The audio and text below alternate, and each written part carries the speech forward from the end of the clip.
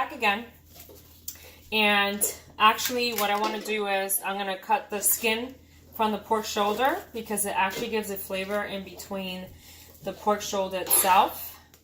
So this is what I'm trying to do right now. And what is this for? This is for Kalia's 17th birthday, my oldest daughter. It's me. And she's actually doing the video. Yep. We're gonna separate this. It's a little tough, but we're gonna make it happen. So I'm gonna separate it to actually put seasoning in between. So I'm actually gonna get a better knife because that one is not working. So this is much better. So we're gonna cut this through, and I did rinse it out when it came out from the bag because it had all the excess blood. So I like using vinegar to tenderize it before cooking. That way when it's done, it actually sits up there and it's tender and it just falls off the bone. So this is what I'm doing right now. I'm just going to separate the end. That way I make a pocket and sit up there. I'm almost done with it.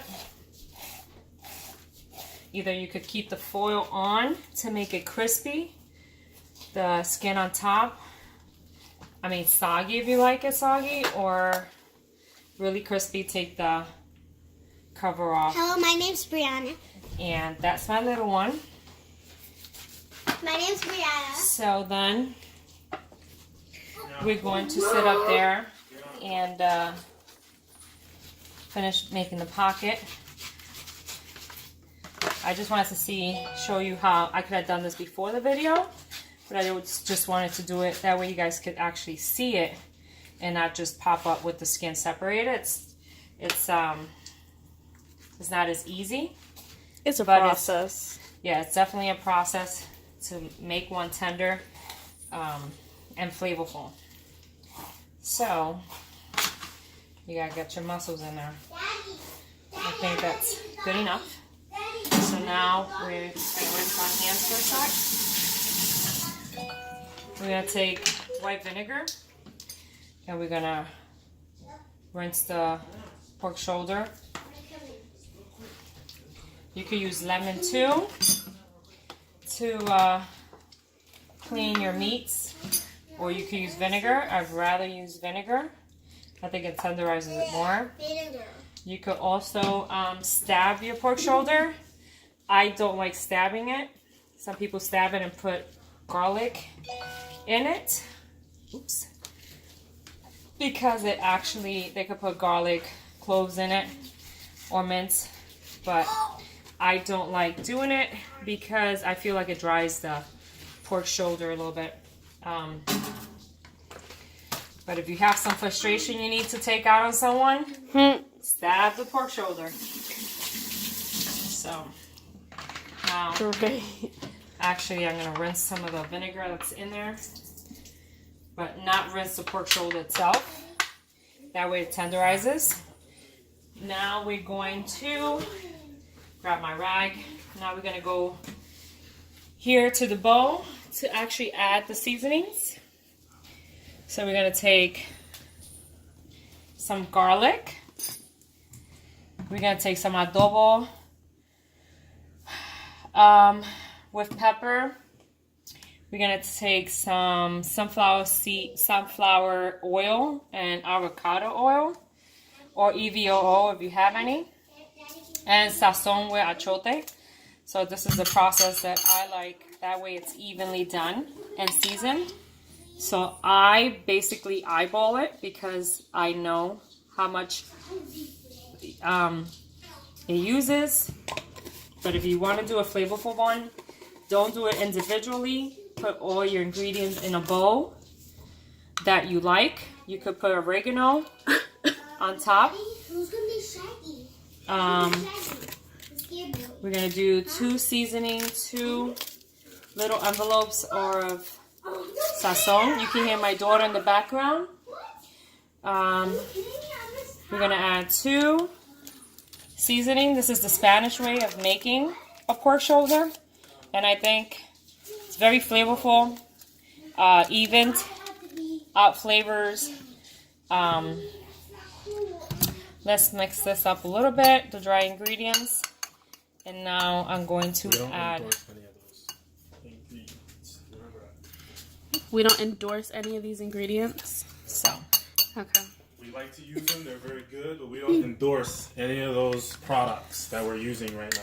Yeah. So as you heard, Yeah, as you heard, we're not sponsored by any of these we're not sponsored. any of these ingredients. We're not sponsored by any of these ingredients. So we're gonna add the oil, which is basically EVO, sunflower oil, avocado oil. You could use EVO, extra olive oil. I'm gonna mix it so it becomes like a paste. I'm gonna make sure it's all the dry ingredients are actually mixed and very well. It's all blended nicely.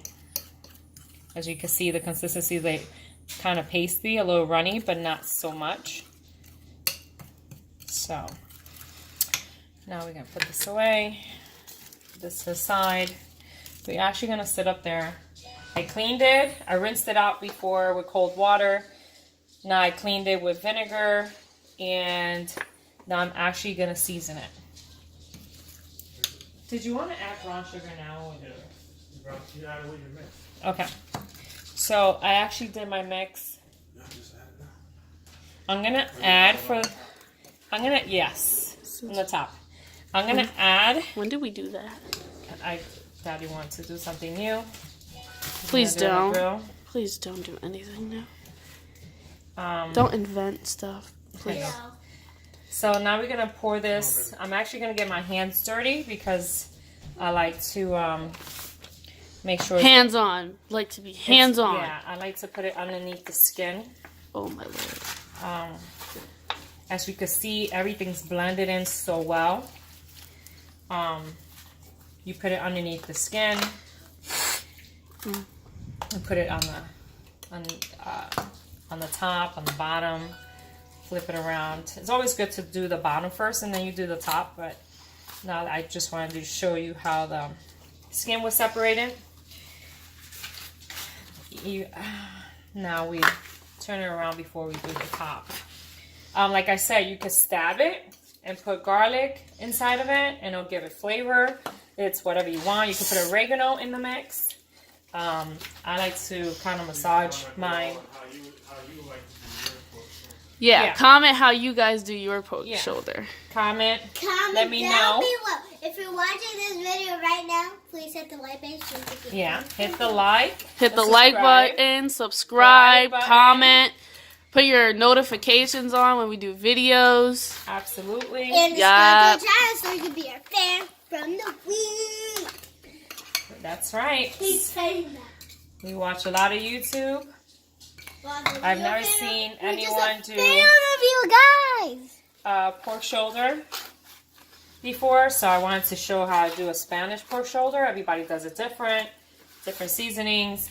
I just think it's very evenly distributed around the pork shoulder. Like I said, you could add oregano for some color, some extra flavor.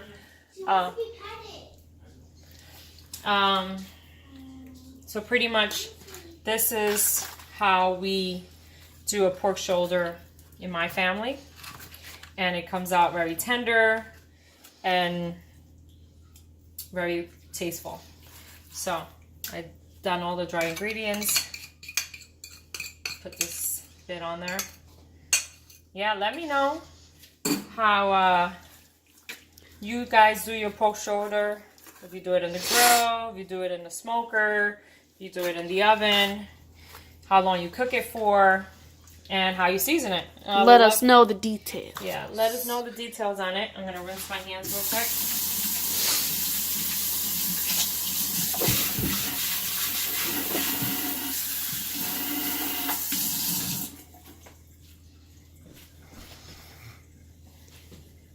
So now, I'm going to sit up there. I'm going to cover this with foil. I'm going to leave it actually overnight. Overnight is always the best.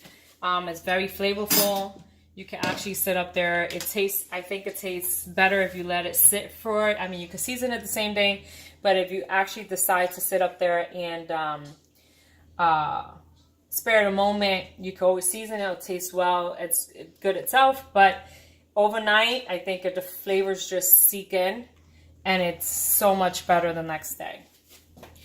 We cook this at about 300 to 325 for about 6 hours. If you want to do 350 for about 6 hours, depending on how many pounds the pork shoulder is, then you can sit up there and do that.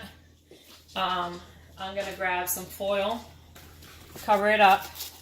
I'll leave it covered for about 2-3 hours. Then I'll sit up there and uncover it because I like my skin crispy and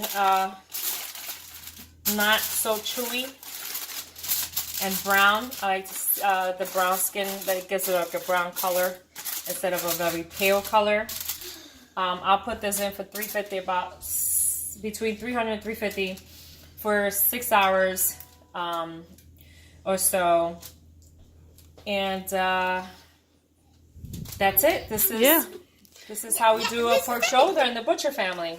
Thank you. Subscribe and like. If you like, give it a thumbs up. If you like this channel, if you like how to make pork shoulders. And see ya.